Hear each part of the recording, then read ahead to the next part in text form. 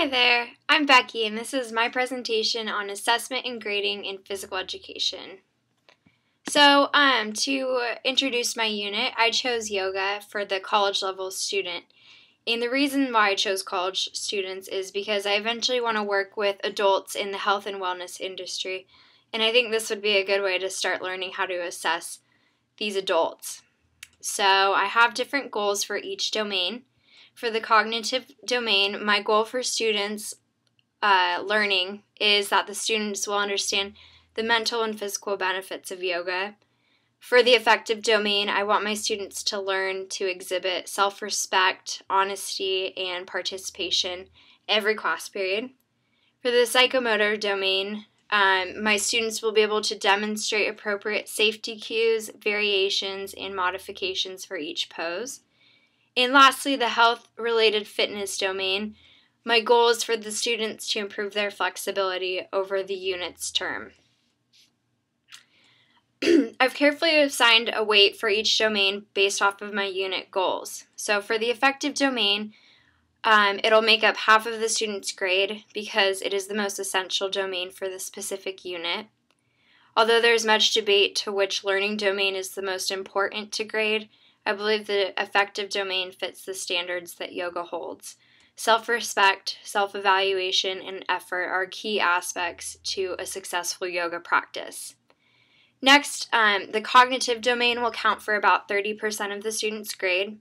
The student's knowledge of the physical and mental benefits of yoga will not only help them understand why yoga is practiced, but how it can be related to their personal lives and health, which I think is pretty important.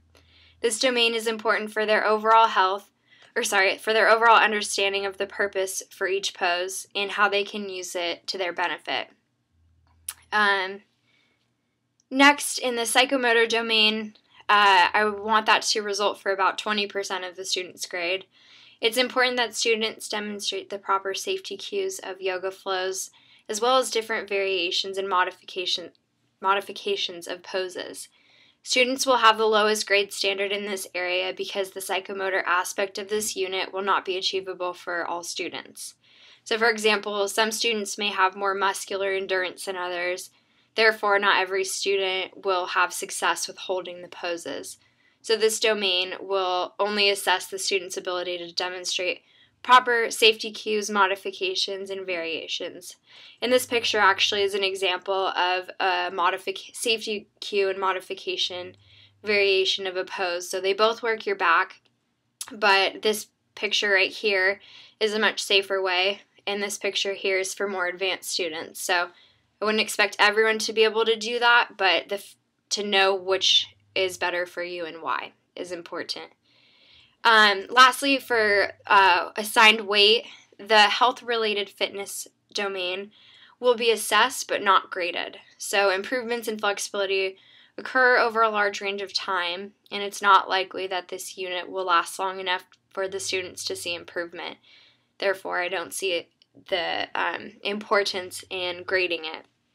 Also, testing flexibility is difficult because once the students reach a certain level of flexibility, it's not likely that they're going to improve from there.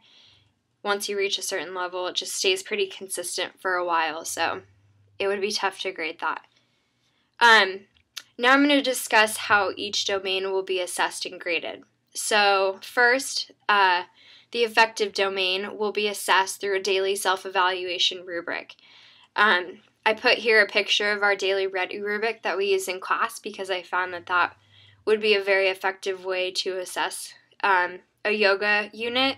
So the key element of finding success with this yoga is to practice consistently, and this can only be fully achieved if students can follow the rubric guidelines.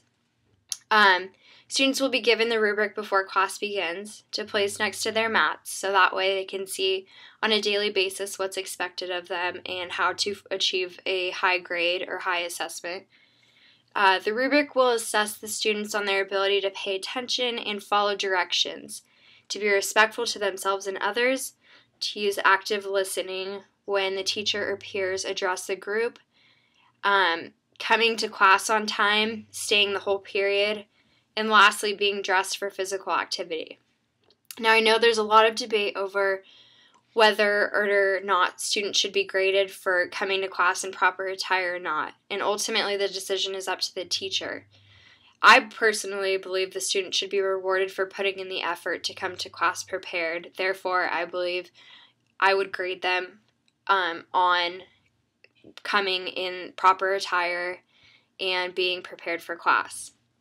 At the end of the class, students will have to rate themselves based off the rubric and justify their rating. I'll then further evaluate their responses and give my own response. The next domain to be assessed is the cognitive domain. To assess the cognitive domain, I would take an alternative approach to assess their knowledge of the unit.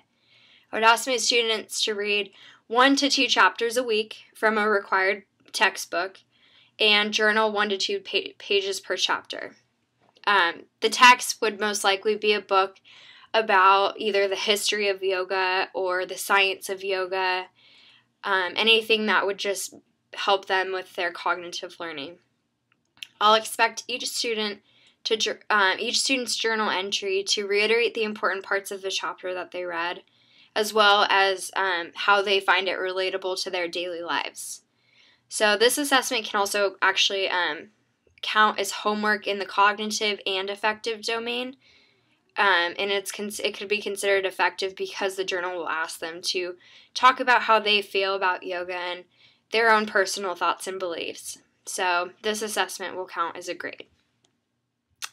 Next, we have the psychomotor domain will be assessed during class time by me. So one of the benefits of instructing yoga is that students can understand how to enter positions just by listening to verbal cues. So this allows me to walk around the class and observe students while instructing at the same time. The first couple weeks of the unit, I figured I will come around and assess students based on their generic level of skill proficiency assessment.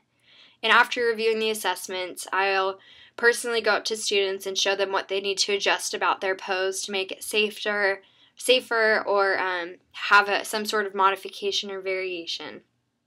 Also, throughout each lesson, I will repetitively demonstrate the many variations and modifications of every pose. So after about 4 weeks of practicing, the students will know exactly which safety cues I will be checking them off on for a grade.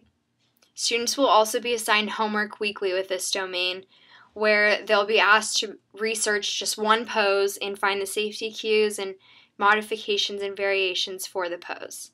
This will be written in their journals as well, so it'll all be turned in together.